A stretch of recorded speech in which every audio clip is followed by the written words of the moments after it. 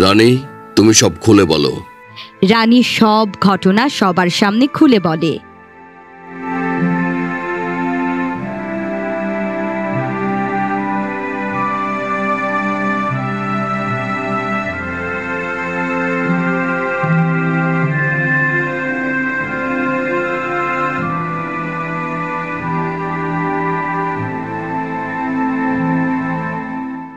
মহারাজ, আমি ভুল করেছি, আমাকে ক্ষমা করে দেন, আর কোনোদিন লোভ করব না। তুমি যে ভুল করেছো তার শাস্তি তোমাকে পেতেই হবে। প্রহরী, এই ব্যাটাকে এক্ষুনি জেলে ঢোকাও। আজ্ঞে মহারাজ, যাহা হুকুম। এই বলে প্রহরী লোভী লোকটাকে নিয়ে যায়।